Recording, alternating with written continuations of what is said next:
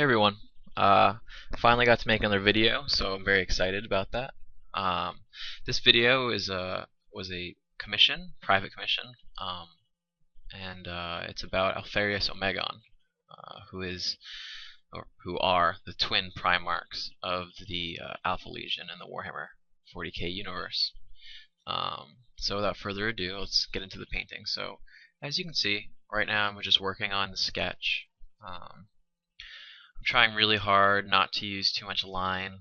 I've been moving away from using line. I think it just ends up kind of locking me in too much, and I end up not being able to get away from it, and I get married to the line, as it's called. So what I do instead is I just work with tonal values, blacks, grays, and whites. Something I've also started doing is I do the face first. I find that I just can't ignore the face. I've tried in the past, and it always ends up that I just get stuck on it later, and I hate it, and it causes problems. So try to knock out the face first, and then the rest will follow, I guess. So this was a little bit of a difficult project,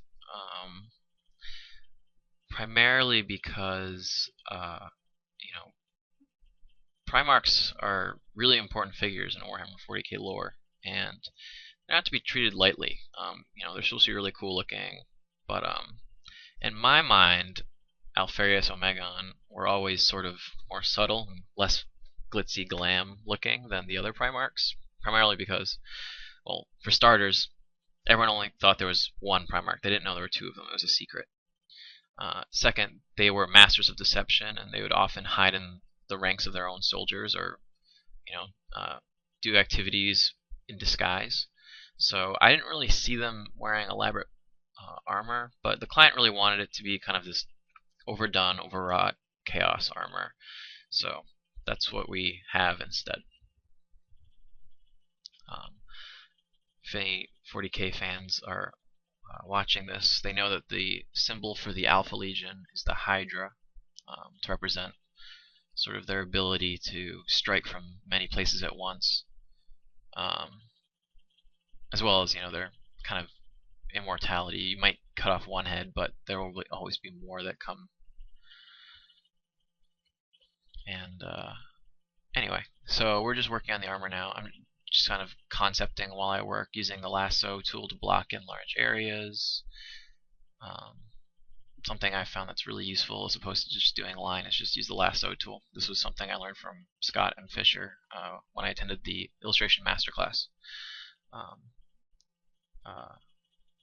Very useful, very useful technique. Okay, and I just wanted to change the pose a little bit. I had him really standing there in a really boring pose, and I didn't like it.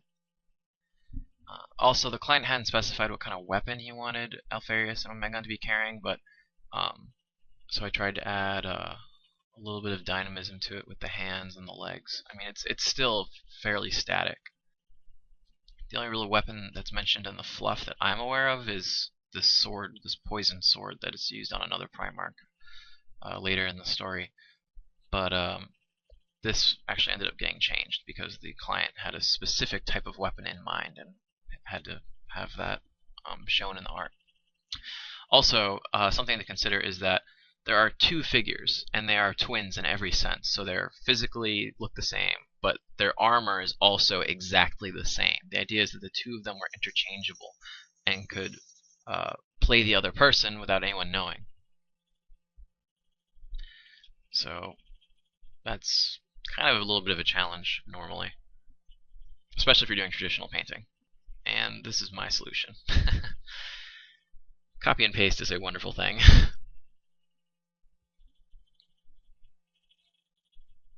Now, I didn't want them to be perfectly mirrored, so I decided that I would keep the lighting consistent, and then flip details on the armor and make sure that they were both right-handed, and that their tabard of chains would both be flowing in the same direction versus reflected directions. Now, it's kind of ironic is that a lot of these details I'm doing now are going to get erased. I realized later on that it doesn't really make sense to detail both of them, considering if I'm just going to copy and paste, the later I do it, the better. The more details already been sealed in. So that was something I had to figure out as I worked. So anyway, I tried here to repaint the face of one of the twins using the lighting from the other side. And I redetailed the armor to have aspects that had been flipped.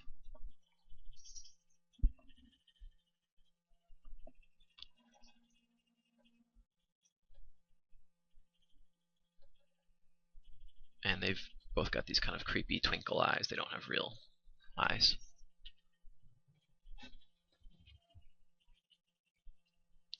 Alright, so I sent the sketch off to the client, and he liked it, but he did request that change in weaponry, so that's going to come in a little bit.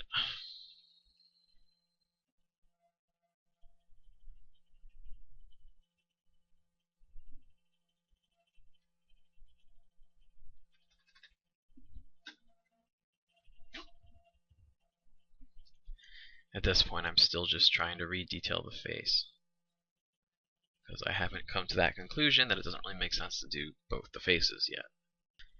Another critical element is I have to work really hard to maintain kind of conformity between the faces. It has to look like it's the same face from different angles. The easiest way to do that is to just give like a couple really strong facial features, you know, like a mole or a crooked nose or a missing eye or something, but they don't really have that, so I couldn't really use that luxury. Alright, so now we're doing the weapons. So the client asked for a build weapon, and a build weapon is sort of like a guisarme, which is a French weapon developed by peasants to pull horsemen off of a horseback. It's kind of like a hooked weapon. And the other weapon that the client wanted was for both the twins to have demonic bolters, which are pretty much these large sort of machine guns, semi-automatic, wrapped, or can go full auto rifles with a very large bore that instead of just being a standard gun has been sort of possessed by a demon and has magical properties.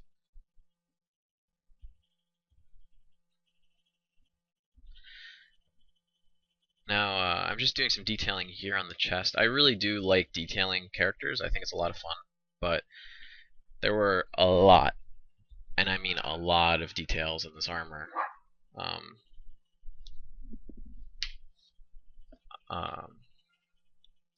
There's little Hydra heads everywhere, and those Hydra heads have horns and teeth and snouts, and there are little spikes around their necks.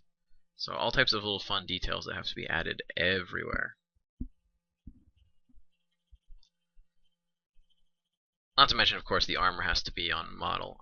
Power armor is something I've gotten pretty good at drawing just because I've done it so many times.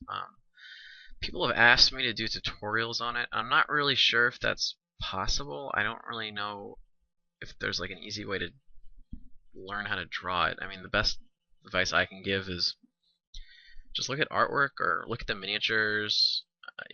All the details are there. It's just really figuring out how they're related to each other spatially. But yeah, I don't know if I can actually do a tutorial on that. I'm not sure if there's really that much content there. It's more of just sit and learn it. But anyway, so I wanted these cool Hydra heads for the exhausts on the backpack, as well as just detailed all over the armor, these really cool raised serpent heads. And really all I'm doing is off screen I have a piece of reference of a guy's face that's sort of backlit. I'm just kind of looking at it for patterns and make sure the light falls correctly.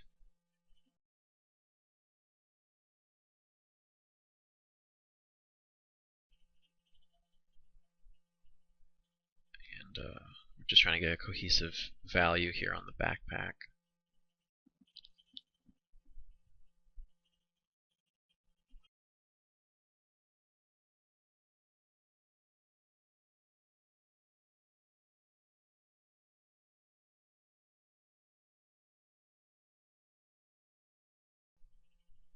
and you'll notice I do this quite a bit, where I'll go through. All right, I'm just using normal layers here with the eyedropper and brush, and I'll just go in and I'll detail.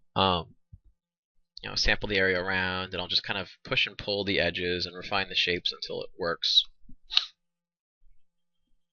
And now I'm adding more hydras blazoned onto the armor, sort of crotch, gut, plate area. And on the shoulder pad as well.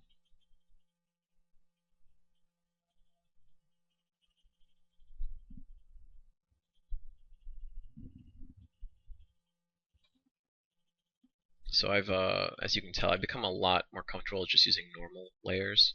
I used to do everything with multiplies, color dodges, etc. And I still use them, but now I've sort of become more comfortable doing my entire composition monochromatically, so black and white.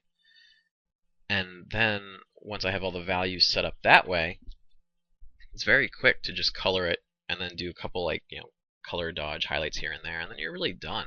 So I found that it's way more effective and efficient. I mean, this sort of painting, for example, the Black Templar piece I did was really one figure, like 1.5 figures with some background silhouettes, and that took like 23 hours. That is way too long. This piece only took about 10.5 hours, and the figure is just as complex, if not more so. So I think it's a style that I'll be using more in the future, because if it lets me do something like this so quickly, I don't see why I shouldn't stop using it. Oh, you're going to see a really cool trick I use. So I wanted to have symmetrical details on the armor. Now, that's fine and dandy if you have a straight-on look, but when you have something that's in perspective, it doesn't really work. So what I had to do is I had to repaint in the value to make it obvious that these were closer than the further exhausts. And then what I'm going to do is I'm going to repaint the lighting so that it changes the geometry. And you'll see that in a minute. So as you can see, all I did was I just essentially changed the perspective. Rather than have the face turned away from the viewer, I have it facing us. And it's really quick. It's just like a really quick paint over. Right now I'm adding the Eye of Horus emblazoned onto the shoulder pad. Now, this kind of bothers me. I mean, it's kind of a must for the Horus Heresy era. All the traitor factions or rebel factions carried the Eye of Horus on their armor in some way, since he was their war master. But I don't know. This goes back to the whole argument of deception versus candor in terms of your loyalty. The Alpha Legion were better at sneaking around, and even wore the livery of other legions so that they could blend in and cause these surprise raids and attacks from the inside. So I don't really think this suit of armor would ever have been worn personally, but it's a really cool suit of armor regardless. Also, I'm just doing some detailing around the girdle area now. He's got these cool kind of tangled serpents wrapped around his waist. Kind of a neat feature. I might try to use that again in another piece. I think it's really neat looking. And I'm a little bit ashamed to admit it, but I didn't use any reference in this painting whatsoever. Part of it is that when it comes to Space Marines, if you either know what they look like or you don't. And if you know how the armor looks, I mean, I don't know. I didn't really feel the need to look. I've seen so many pieces of power armor in my life that I can imagine them without really using reference at this point. Similarly, the only real anatomical features are the hands and the faces. And the faces I used a little bit of reference, but I mean, it's a pretty basic face. It's just like this muscular face with some etched lines in it. And the hands are hidden in gauntlets, so they weren't really that difficult to do. Anyway, what I'm doing now is I'm just adding some kind of runes or something carved into the armor. In my opinion, runes in Chaos armor are a must, and they make everything look more awesome. So I made these kind of cool angular runes. Not Nordic. I am familiar with the Nordic alphabet, and I do like to use it. There's also What's really cool is Games Workshop put out this, I think it was in the original Warriors of Chaos book many years ago. I don't. It might still be in some of them. I know it's in the old Beastmen book. I'm not sure if it's in the new one. But they did these entries on the Dark Tongue, which is like the tongue or the language spoken by Chaos worshippers, and just like a really cool thing to have if you're ever doing something that's really fluffy and you want that extra bit of oomph, I guess. So I didn't use it in this case, but it is something that's cool to use sometimes. But I felt this was sort of more appropriate anyway. It's more decorative. And I'm just using normal layers for these. I'm just sampling the area around and painting them in. I'm also just doing them freehand. There's no planning going on here. Now I'm using a soft light layer. Actually, I guess I switched it to an overlay, just to really quickly do some highlights. Sometimes I do this with a normal layer, but it can be easier just to use an overlay. Also, I've been asked what the different layers do. I'm going to do a tutorial on this, but overlay is sort of an interesting layer type. The best way to think about it is that an overlay will push extremes. So if you have a dark color, the overlay will make it darker. And if you have a bright color, it'll make it brighter. However, if you have sort of like these neutral tones, it's really not going to affect them that much. It's kind of like an amplifier. Like it can only take what's there and make it stronger, but if there's really nothing there, it's not going to have a great effect. I hope that works. It's a very complicated layer type. I did look it up before I did this tutorial just so I could talk about it a little bit. And the problem is it uses a mathematical algorithm, so it's actually very complex, but that's the basic idea behind it, is that it will push extremes further and leave normal kind of mid-tones alone. Same works for saturation with overlay layers. It will push really saturated stuff to be more saturated, and desaturated stuff, I think, becomes more saturated also, but if you have something that's kind of desaturated in general, it won't really have a great effect on it.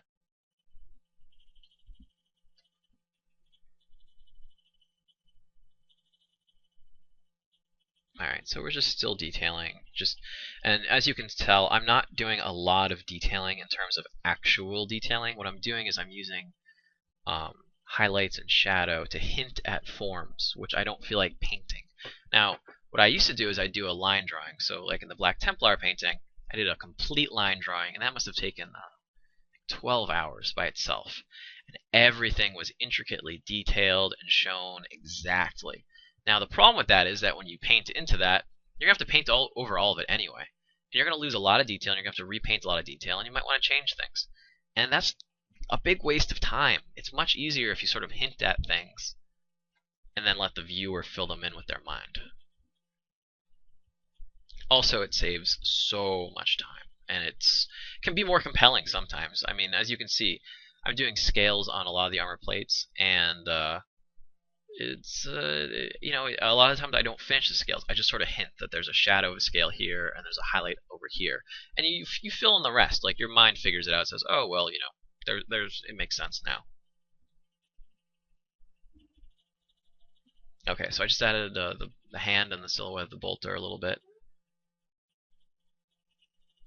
Also, don't need to use reference for bolters, as I have played Warhammer 40k for far too long, painted way too many miniatures, and drawn bolters in my sketchbooks for too many years. I know exactly what they look like. And that is not a bolt pistol. A bolt pistol is much shorter. Anyway, that's the end of my beardy rant. I have this nice chain brush that I got from Darken about a year or so ago, and it's really great, but I don't know why it's really low res. When I make brushes, they're 2500 by 2500 pixels at 300 dpi, so they're extremely high resolution and they generally scale up well, but this brush is not that way at all. As you can tell, it gets pretty fuzzy around the edges, and it requires a lot of refining, so I actually might have to make my own version because I'm no longer happy with this one. But I mean, it's great for what it does, but it just takes time because I have to fix it all the time. Or whenever I use it, I have to go back and fix it. So, anyway, if I do make some custom brushes, I'll try to share them. I'm not really sure how that works yet. I don't know. Believe it or not, I'm not that tech savvy, even though I used to work tech support. Um, but when it comes to like weird stuff in Photoshop, I don't always know the answer.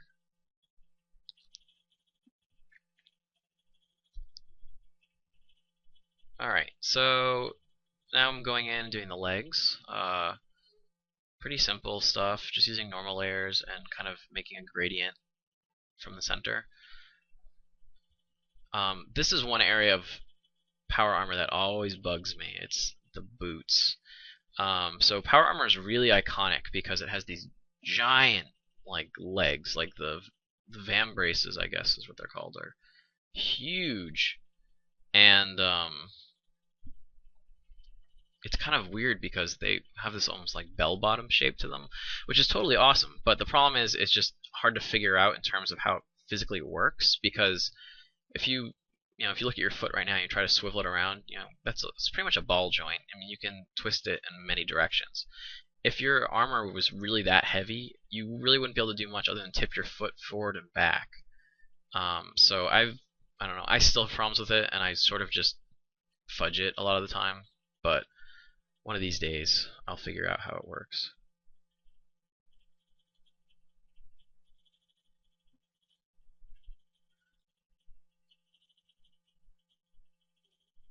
Alright, so we're just doing some more decorations on the thigh guards here, as well as hinting at some under armor between the plates. Alright, and of course, we need more hydras because it just makes everything better. And yes, I got very good at drawing silhouettes of dragons. I could do House Targaryen stuff with my eyes closed at this point if I wanted to.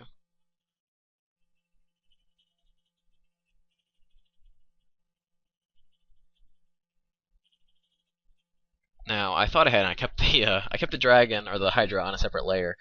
The reason being is that I knew I was gonna have to mess with it and I didn't want to change the underlying painting. And I know there are some artists who will not be named, but they feel that you're not really painting if you're using layers, and I don't care. I honestly couldn't care less what they think, because if you're using a digital medium, or any media for that matter, you should exploit, exploit, exploit. There is no shame in using things that make your life easier and save you time. That's working smart. You save money, you make more money. I don't know why you wouldn't use it, so that's all I'm going to say about that. But yeah, layers are great. They are amazing, and if you have a use for them, you should use them. There's no reason that you should feel like less of an artist because you're working digitally, or you're using layers, or you're using filters or whatever. I mean, filters are a little bit iffy. People tend to make some really crappy art with filters, but if you're using them right, there's no shame there. Anyway, back to the painting. So originally, yeah, there were these chaos arrowy greaves, but I didn't like them, so we went with this other pattern. And by we, I'm using the royal we. I mean, I went with this pattern.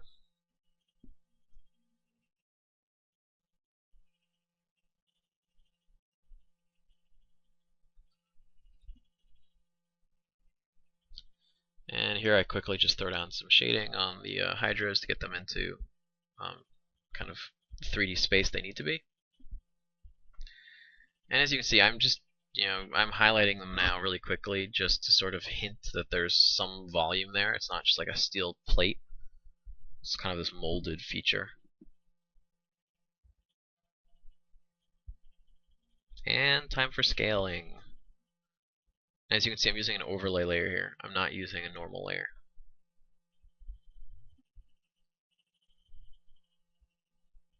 For the darker scales, I am using a normal layer, however.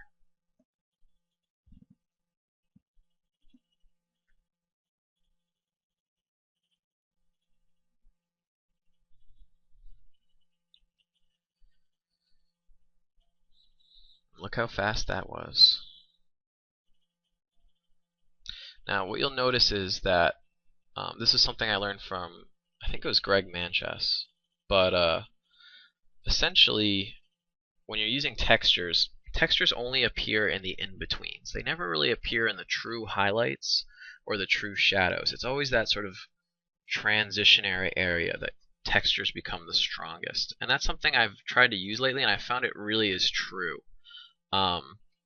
So in the future, if you're going to use textures, try to paint them in only where there's sort of that average area, not in the shadows, and not really in the highlights so much. I mean, you can hint at them in the highlights, but try to keep into that mid area, and it'll look way more realistic.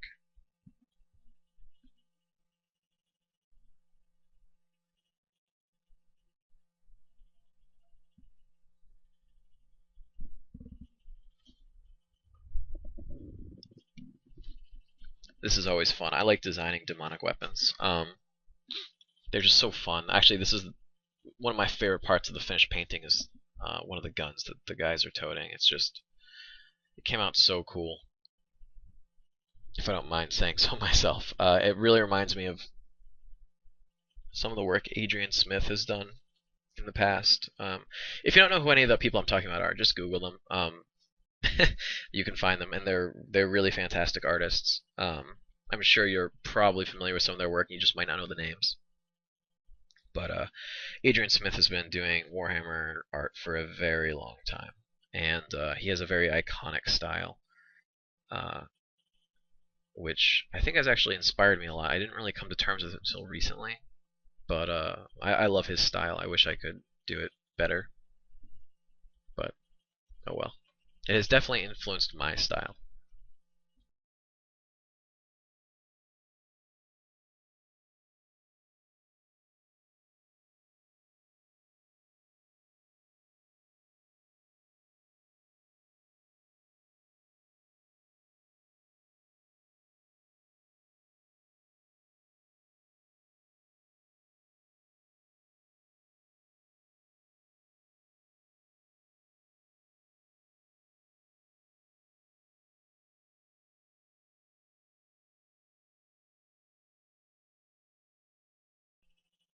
Alright, so more detailing on the armor. It never really stops, does it? I think this is the part where I redesign um, the bracers. Actually, I think I made a mistake earlier. I believe what I meant to say was, and I corrected myself at one point, but greaves are leg armor, and I believe vambraces are forearm armor, and then pauldrons are shoulder armor. I could be wrong, but I'm pretty sure that's how it works. So at this point, I redesigned the vambraces because I had this kind of cool bat design, and it didn't really make sense or work with this design because that design aesthetic was not really carried through the rest of the armor. So I kind of toned it down.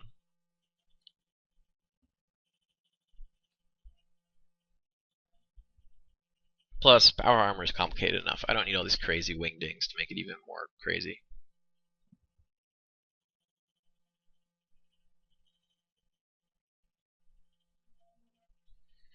Now, it's kind of funny. I worked really hard to preserve the background dude, and at this point I just said, screw it. I'm just going to copy and paste this foreground guy and then work it from there. There's no reason to spend this much time trying to clean up my edges and preserve that dude in the back. So I just sort of really quickly kind of whitewashed him out.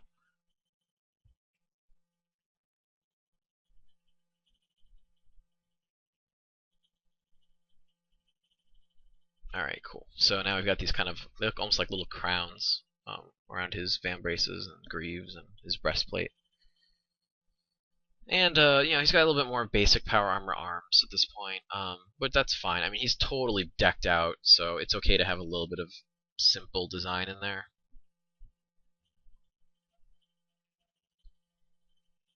No harm, no foul.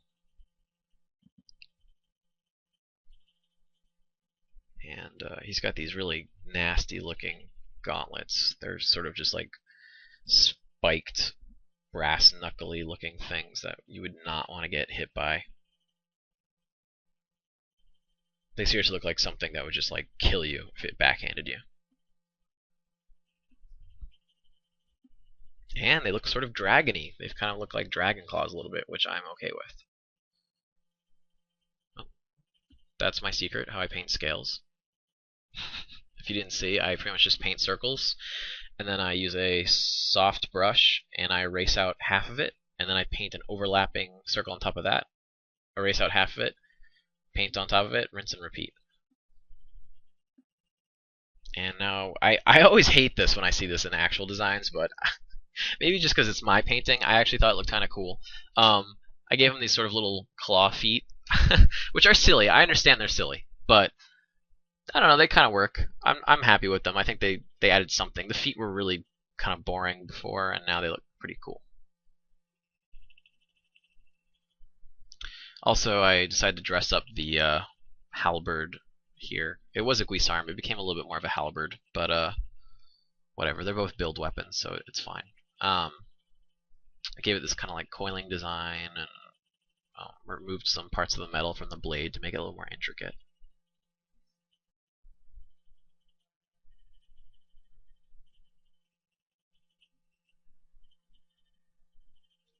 And that was probably one of the quickest power gauntleted hands I've ever drawn. That one in the back there.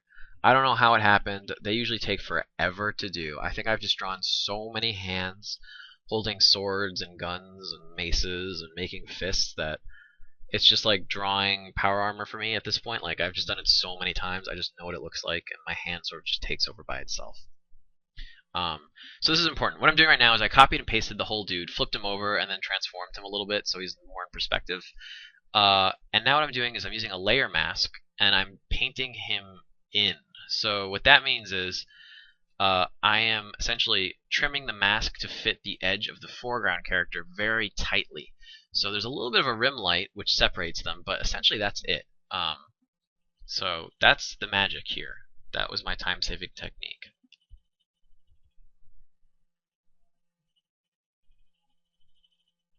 Pretty sneaky, I know.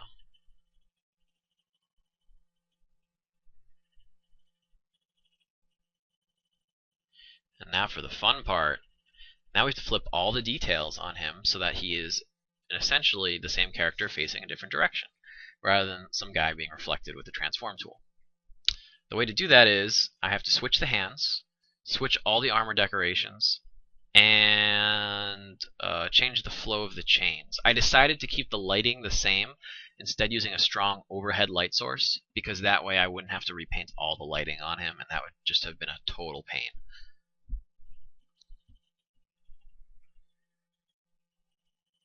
And it's okay if they're sort of similar looking. I mean, they're twins and they're identical in every way, so I don't really care if they're posed sort of similarly. It's okay with me.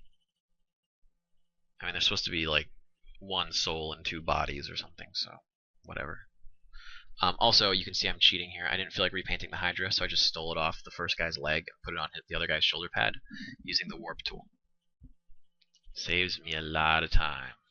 Also, be aware, when I say cheating, I'm not making a value call. I think it's kind of funny just that there's some really quick tricks to save time. And I call them cheating, but there's really nothing wrong with them. It's working smart, pretty much, not hard. And there we have the Eye of Horus on the other side of his armor, on his other pauldron. And this was a little bit more difficult. I had to repose the arm, so I just kind of transformed it and then repainted in the right perspective and volume. Something I've become very comfortable at doing. You're going to love this. I'm just literally going to go and steal that guy's halberd and repose it, because it's easier this way. Okay, so I literally steal it, flip it over, and paste it, transform it a little bit, and then using a mask, I paint out the stuff I don't want, just like I did before. Very sneaky. And now I go in and I paint in any details that I want to add. So, for example, there's a chunk of the halberd missing, right? So that's going to have to get painted in. Similarly, his hand's not there anymore, so that's going to have to get painted in. This one I actually have to paint in. This is the Hydra on the other leg. And the reason I have to paint it in is just because I don't have something I can use, really. It's just not worth the effort. I could have copied the Hydra and then flipped it over and pasted it there, but it wouldn't look right because it's wrapped around the greave and it needs to be reflected. That needs to be reflected in the way it's portrayed, so it was just easier to paint it from scratch. Similarly, right now what I'm doing is I'm painting out the chains hanging off of his waist belt or whatever, because they're going to have to be painted in again anyway. Similarly, I have to paint out the halberd here, and just repaint in the thigh and the little plate there. Though I don't have to paint that out too much because I'm going to be adding a bolter to cover it up because I'm lazy. Also, it's just there has to be a bolter there because he's supposed to be holding a bolter in his other arm. And look how fast that was. Pretty much I just really quickly redetailed the bolter very quickly. Just painted in some lighting and that's it. And it's actually one of my favorite parts of the painting. Also, I didn't really mess with the arm too much because it's going to be covered by the foreground character anyway, and you're not going to be able to see it. What I'm doing right now is I'm painting an Eye of Horus or Chaos Star onto the four-leg brace. Kind of a cool detail. And rather than use that custom brush, I'm just going to paint these chain links in by hand. Because I know I'm going to have to refine them, and it's going to take a while to get them just how I want them, and it's just easier this way.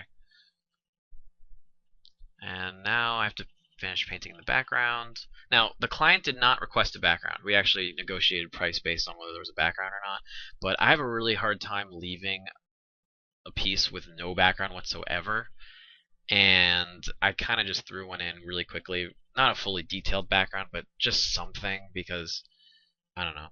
It just feels like a waste not to, because the piece is really nice and it doesn't make sense to just leave it without anything. Okay, what I'm doing now is I decided to go back and detail the halberd, and that's really easy. I just did a brush, shift click, and then click, shift click, and connect the dots pretty much. Get that nice kind of column look to it, and I just added some kind of minor details. I figured if the halberd was going to be in the foreground, it needed to have some more pretty details. It couldn't just be solid color. Similarly, I'm adding the Star of Chaos to this guy's shin guard. Okay, on to coloring. Yay! So coloring is pretty fun. It's time consuming and it can seem like you're not getting anywhere because it pretty much you'll color, and then nothing happens. And then finally at the end you're just like, bam! Awesome! But until you get to that point, you are really running on kind of low stamina. It's really difficult and you have to kind of drag yourself forward.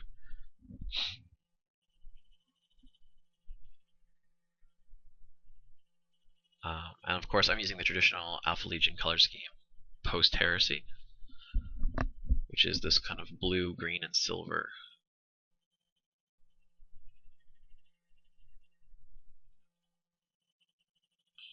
If it was a little bit more green, it'd be very Slytherin. And something you'll notice is that I'm going to color them in their own separate groups. I haven't set up the groups yet, but the reason I'm doing that is because I want to be able to affect the distance between them using color and value. And by keeping their layers separate, I'm able to add things between the layer groups, such as atmospheric perspective. There we go. Now they're both in their own separate groups. And as you might imagine, this part was really tedious.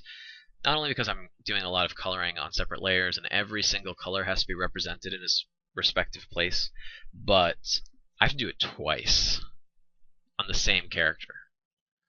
Kind of annoying.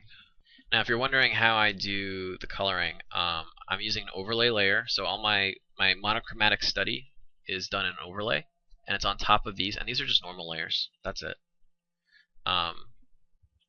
I've tried using the line work or the value work as a multiply layer, and it's just too dark. I don't really like the way it comes out, so I don't do that anymore. Similarly, you can use the colors as multiply layers or overlay layers, but I found that's really unreliable. If you use multiply layers, they become very dark and desaturated. And if you use overlay, they look crazy and out of control, like some crazy rainbow.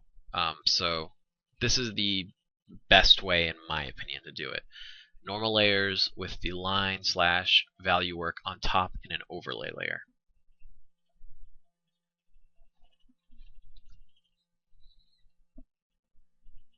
as you can tell, there is a lot of detail work. These guys have very elaborate armor. It's not, there's no cheating here with just, monocolored ponchos or cloaks or something, or whatever. It's every single bit has to have its unique color applied by hand. So just had to kind of sit down, chunk through it.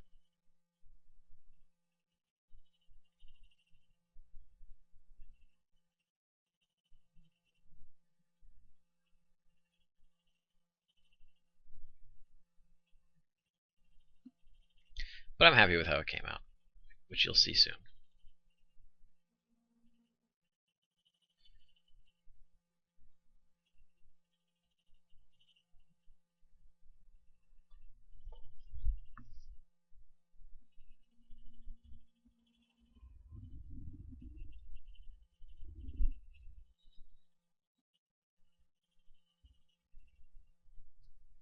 And this part's probably going to be a little bit more tedious to watch because you're just going to see me coloring and coloring and coloring. You're not really seeing that much new information. You're just sort of seeing color applied, which maybe that is exciting for you. It's not that exciting for me. I think I'm kind of reliving the tedium portion of this as I watch this, so just keep that in mind.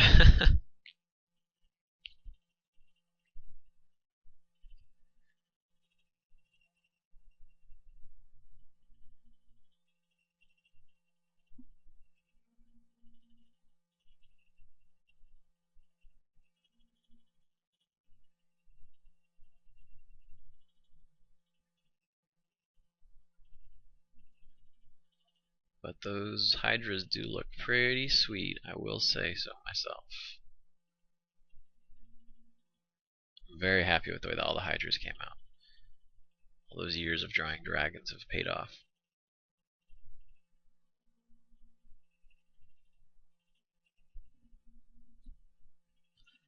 Also, for any purists out there, I am aware that I'm coloring the hydras silver. The reason I'm doing that, because if you look at the reference, you'll see they're this kind of green color. The reason I'm doing that is because they're molded into the armor. They're not painted on. If it was painted on, they'd be green, but they're not, so that's why. If you have molded on things that are bright garish colors, it just looks like plastic or McDonald's or something, so I don't like to do that.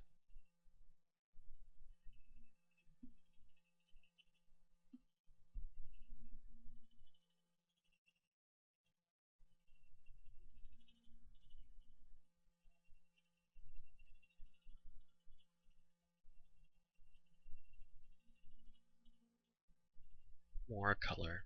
Color, color, color.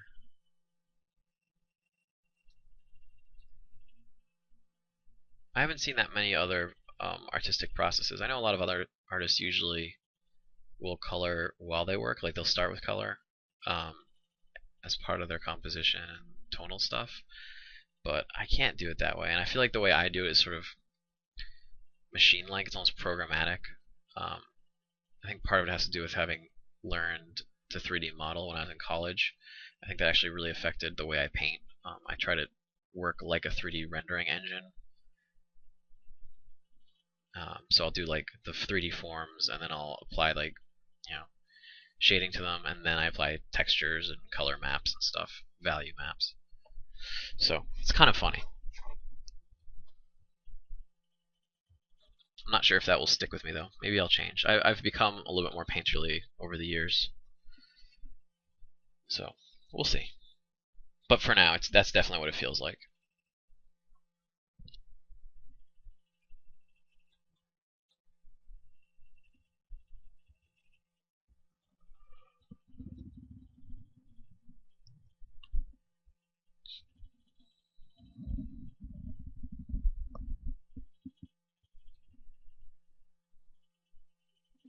Also, what's really nice about using normal colors, or sorry, normal layers for your colors, is that if you lose the color you're using, like you sample something else and you don't have it anymore, you can just turn off the values, which are in the overlay layer, and just go with the eyedropper and find the color. And it takes like a split second. That's something that you can't really do if you're using color or multiply or hue or overlay layers for your color. It's a lot more complicated.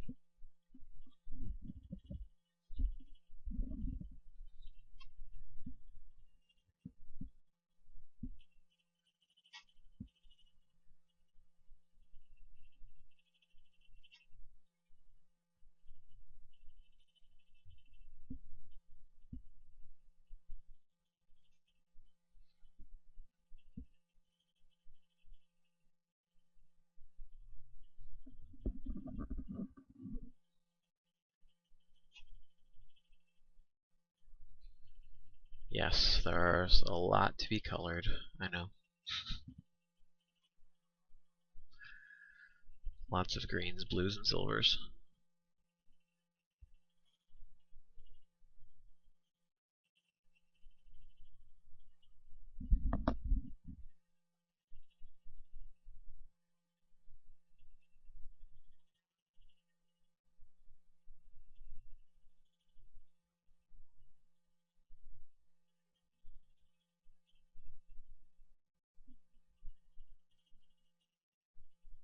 Well, I think we're almost done with the greens.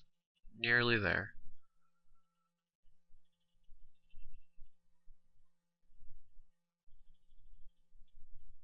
Okay, so we're doing the chains now. These are, believe it or not, a pinkish gray. They look less pink because everything is kind of desaturated that they're being painted on, but I needed them to be a little bit warmer to stand off from the rest of the armor, and I think they do that nicely.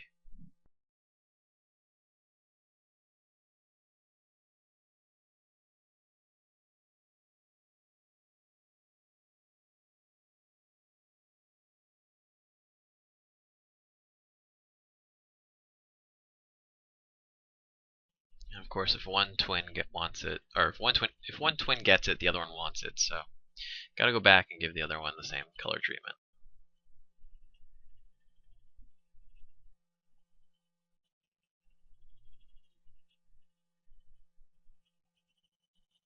Okay, cool. Onto the halberds. Now the halberds were originally a similar color, but I didn't think they stood out well enough, so they got a little bit of a redo. This is also why working on layers is amazing, because you can just use the hue slider and change what the color is. It ended up being kind of a bluish color.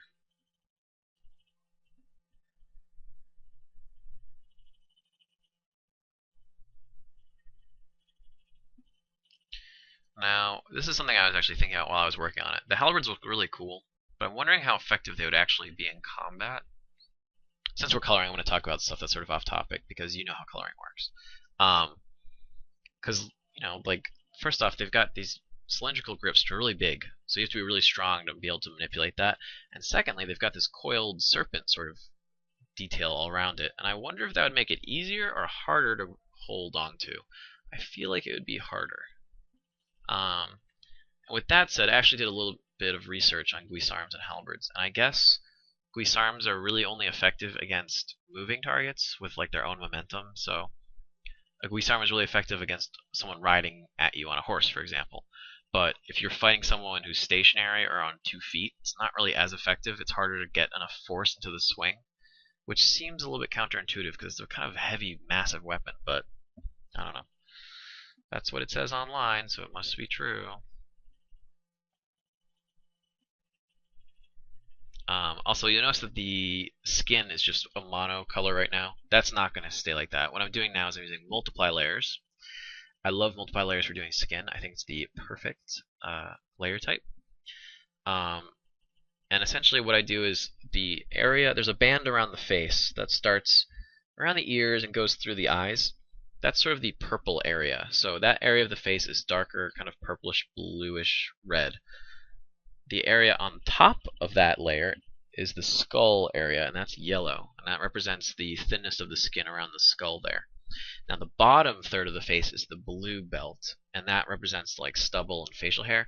Now believe it or not, women also have these 3 color bands. The blue belt is a lot less distinct in women because they don't have that much facial hair there, unless they're older women, but they're there. So just keep that in mind when you're painting faces. If you want to make your skin look realistic, use the color bands. Also, noses, lips, and ears are more red because there's more blood vessels closer to the skin there. Or there's a greater number of blood vessels closer to the skin there. So, and I almost just talked over a really important part. So what I did right there was, in order to get the armor, that bluish green, I duplicated the armor layer, and then I made it a green layer. I made it color it green, and then using masks, I just painted in random designs. And that's how I got to look bluish green. That's really all it was. Okay, so what I'm doing now is I'm applying that aerial perspective I was talking about before. And that's why all the layers had to be kept separate.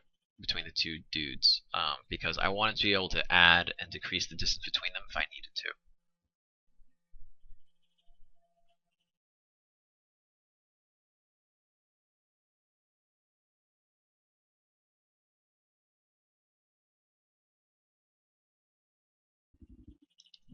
And here's a lot of fiddling. Some really cool tricks you can use are to use um, gradients applied to your color types. That's what I'm using right now. So if you have, you can like duplicate your value study and then apply a gradient to it. I think it's an image adjustments gradient overlay or something. And what it will do is it will take your black and white image and it will apply colors based on the values. It's really useful for making your shadows cool and your highlights warm or whatever you can imagine. Alright, so here I'm just smoothing out the faces a little bit. They were still a little bit too rough because they really hadn't been changed since the initial sketch, so they were kind of rough and they need to be smoothed out.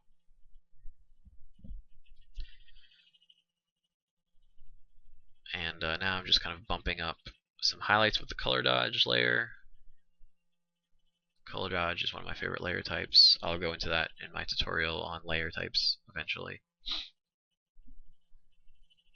And I'm pretty much just making everything kind of pop. So all the little Hydra heads have glowing eyes and mouths.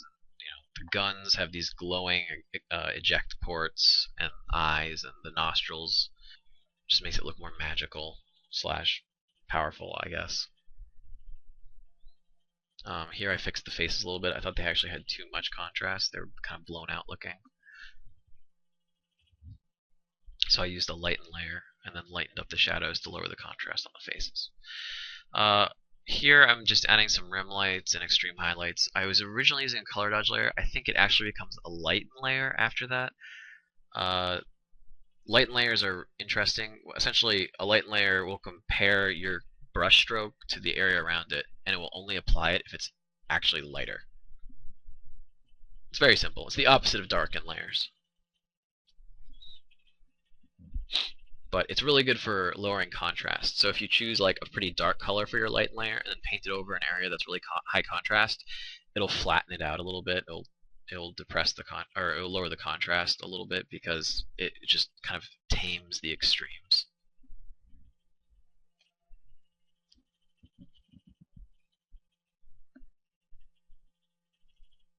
And more rim lighting, just to sort of hint at the form and give it some nice little pops here and there.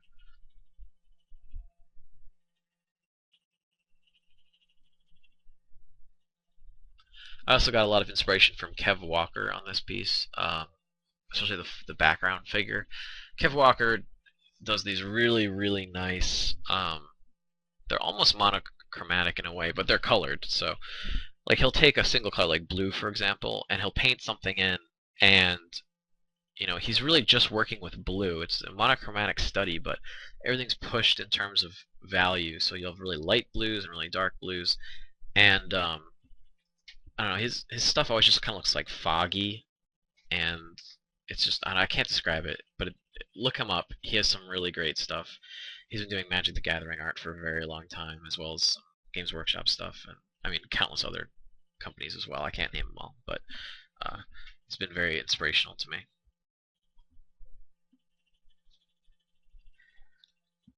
Alright, so I'm still doing these little highlights. Highlights are really good on chain link because chain link sucks to paint. It's so many little details. It's much faster if you just sort of pick out some of the edges here and there, and the human brain will figure out the rest. It's like, oh, it's chain. I can see there's highlights here and there. It makes sense.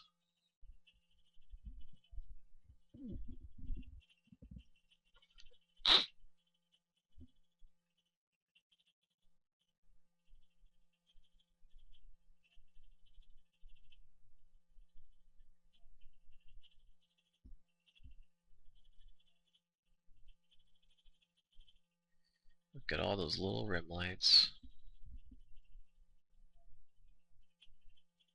I do love them.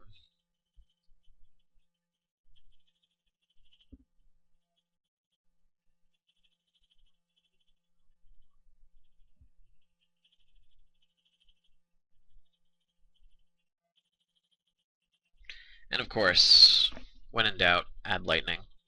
So we got some little electric discharges along the tip of this halberd. Nothing big. I didn't want it to be flashy. I just wanted just something there, make it look cool. And those are all done with color dodge layers.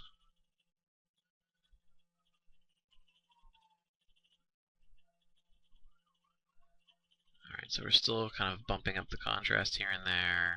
Just doing those little highlights, little glows.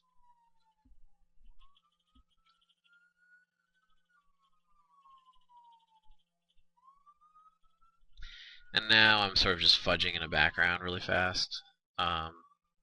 Using like the lasso tool and then erasing out stuff I don't really want. Works for me.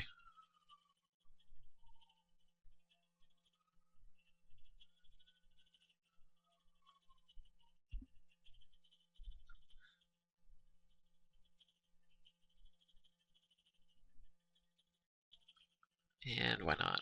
A little bit of shrapnel brush for some sparks or something.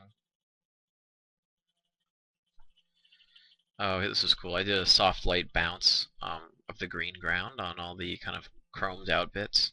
Metal is fun to paint once you know how to do it. It takes a lot of time, but it's really fun because if you get it to look just right, it's really rewarding. So what I'm doing here is I'm using a green color that I got from the ground. I'm just sort of having it reflect up and bounce against the metal or more reflective areas of the armor. It's a really nice looking touch. And what I just did there, you might say, why did you just paint over half your dude? The reason is I'm adding some more aerial perspective. This is a very thick, foggy, dusty, or something, steamy, whatever area. So it also helps me differentiate the two figures and their anatomy if it's blocked out essentially with atmospheric perspective. So that's what I'm doing.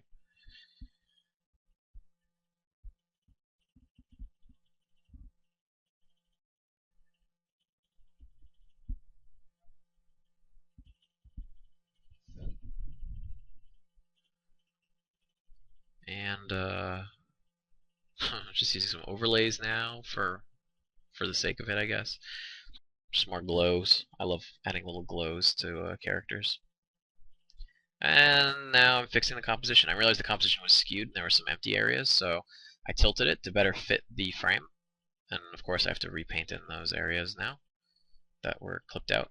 And I sort of added, originally it was a pagoda, but I didn't really like it, so it became a rock.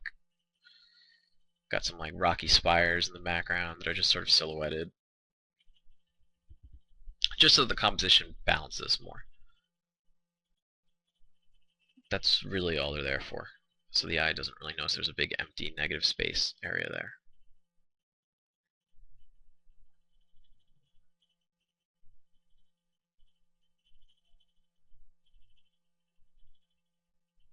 So adding some rocks to the foreground, some little floating magical rocks, I guess. And we're going to put some suns or moons in because why not? We can do that. We have the ability to. It's a sci-fi place. We can do whatever we want. Yeah, I didn't love that one. I think that sun on the right goes away. Putting in the signature. And I realized compositionally we needed more overlap, so I blew up one of the suns. And now I'm using masks to make it a little bit better interacting with the foreground.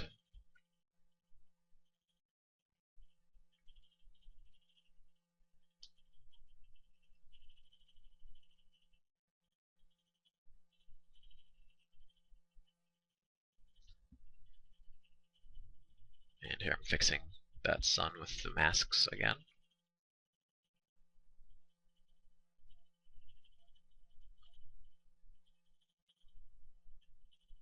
And we're done. Well, thanks for watching. I hope you liked the video. I know it's been a while, so I'm glad you guys were all able to come by and check it out. I'll have some more videos up soon, and make sure to check out the speed paint version of the same piece. It's much shorter, no narration, etc. Also, you can, if you have the ability to, please go on Facebook, find my artist page, and like it. It really helps me out. And if you enjoyed this video, like it, share it, subscribe to my channel. Thanks for watching, and I'll talk to you soon.